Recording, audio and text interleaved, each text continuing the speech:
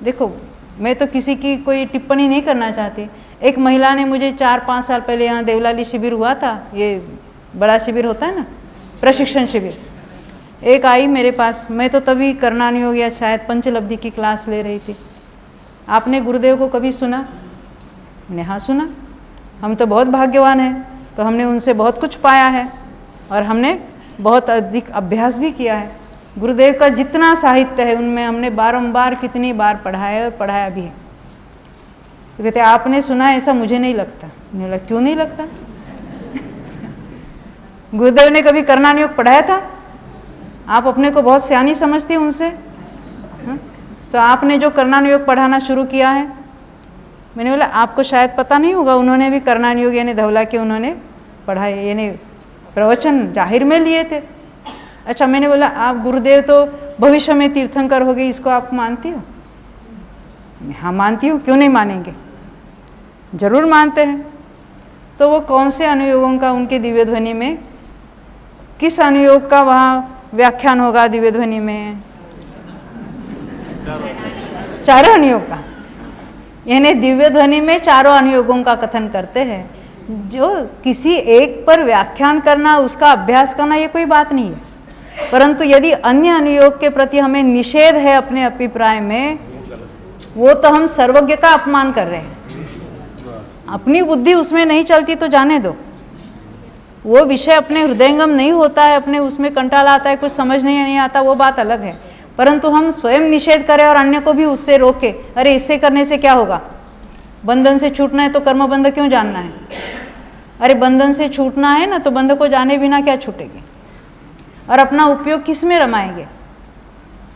ये भगवान आत्मा की बात, 24 घंटे हम आत्मा में स्थिर नहीं हो पा रहे, तो करेंगे क्या हम? उपयोग कहाँ चला जाएगा? पंचेंद्रियों के विषयों में। हाँ, धर्म ध्यान तो बताएंगे, धर्म ध्यान में तो 4 में तो 2 तो नाम कर्म के बारे में, विपाक विचय है, आज्ञा ये और अपाय विचय है।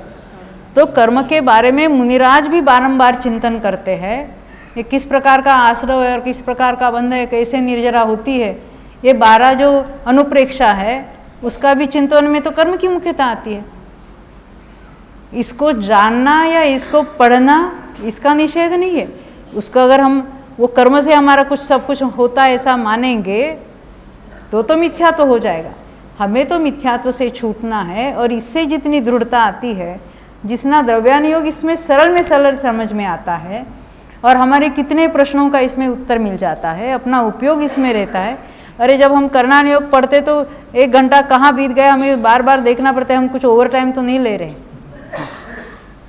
1.5 घंटे का हमारा रोज का स्वाध्याय चलता है सुबह, तो फिर देखना पड़ता है, अरे ओवर टाइम हो गया, चलो अभी बंद करेंगे।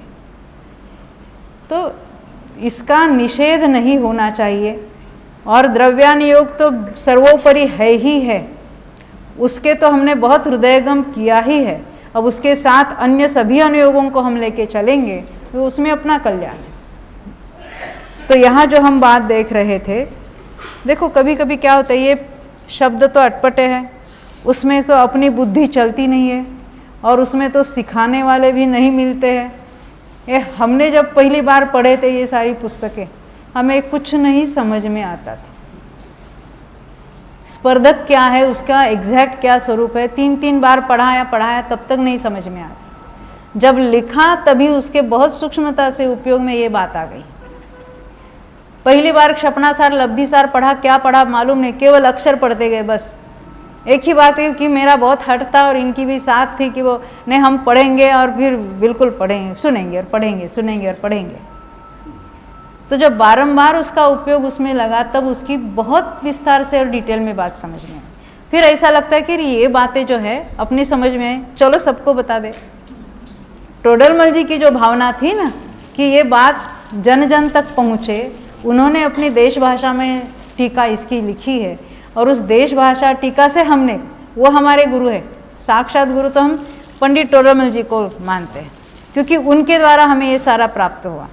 यहाँ तो कोई सिखाने वाला हमारे यहाँ तो बॉम्बे में था ही नहीं कि किसी की कोई शंका है, कुछ प्रश्न है तो किसको पूछे। फिर भी ये भावना ऐसी लगती है कि ये बात सभी लोग समझें, थोड़ा बहुत ये पारिभाषिक शब्दों का ज्ञान हो जाए तो स्वयं ग्रंथ पढ़े, ग्रंथ को ही पढ़ना चाहिए।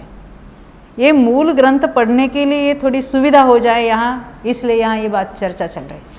ये स्पर्धक क्या है, निषेक क्या है, क्योंकि वहाँ कोई मुनिराजों को इतनी थोड़ी फुर्सत है कि उसको एक एक को लेके सब समझाते रहे, ख्याल में आए थे ना, वो तो उसकी और गहरी गहरी बातें करेंगे। धवला का भी हमारे यहाँ अभ्यास हुआ तो हमने सम्यक ज्ञान चंद्रिका 4-4 बार पढ़ाया था, तभी उसके प्रश्नों की उकल हो गई। नहीं तो डायरेक्ट कोई पढ़ने जाता है तो समझ में भी नहीं आता। और अनेक बार हमने सम्यक ज्ञान चंद्रिका टोडरमल जी को निकाल कर उसमें से पढ़कर फिर उसका अर्थ लगाया।